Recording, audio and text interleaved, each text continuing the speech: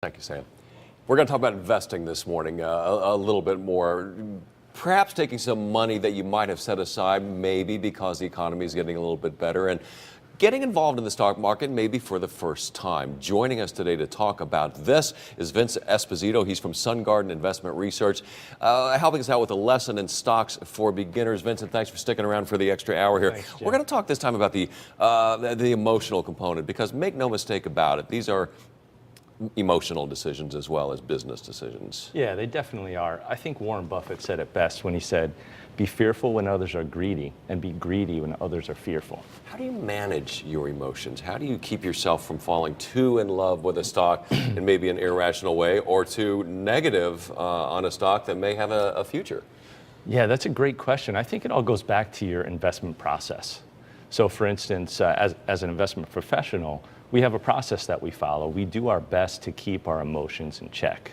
Because, like you said, it's very difficult to make smart decisions based on how you feel. We talked earlier about the day-to-day fluctuations of the stock market. And if you watch CNBC or if you listen to the analysts, they're talking about how, well, the market tanked 150 points today because monetary policy in Germany is frightening off institutional investors. Yeah. And I always wondered, does the small investor sitting at home think, well, I should be thinking about monetary policy in Germany too?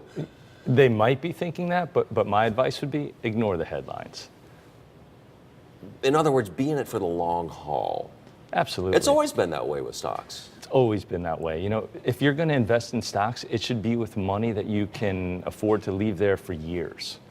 That way you don't have to worry about the day-to-day fluctuation and what's going on at CNBC. Well, does that mean that you should maybe even control your emotions by not necessarily checking that stock every day? My father worked for Procter & Gamble for years. Oh, sure. And they had a very generous stock plan back in the day. I'll bet. He lived his life. That was the first thing he did, was All to check about that Procter. stock price every day. All about Procter. Yeah. It's still a good stock, isn't it? It is. I mean, I'm sure, and especially for folks like your father, I mean, they can't help but watch it every day. Right. You know, I'm a little biased. I think people should seek a trusted advisor to help them put together a plan that's right for them. Well, that was a good place to kind of wind this down here. Is where do you begin? You know, we see the E-Trade commercials, we see the discount brokers, we see organizations like yours that are bigger. Sure. How do you know where to begin in terms of getting yourself launched? Yeah.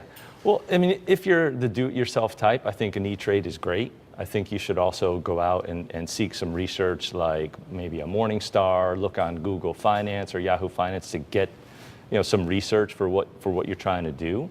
Above and beyond that, ask your friends who they work with. Yeah. Ask your friends at work. Ask your family. Who's your advisor? Do you like your advisor? What do they do for you? We're putting up some of the tips that we've been talking about in these last couple of segments there. While you check those out right there, why don't you hit us in closing with a tip or two? What do you like in these days? Sure. Well, I mean, personally, I like good quality U.S. dividend-paying stocks. Such as? Come on. I can't give you specific recommendations, Jim. Really, is that like against the law? It is, yeah. Because then people might misconstrue that as, he said he likes X, Y, and Z. We should go buy that. All right. But I would stick with good quality, companies that you know, things that you're familiar with. And I love dividends. If a company pays a nice dividend, you should consider looking at it a little closer. That's money that you didn't have before. Absolutely. All right, Vince, great tips today. Thank you.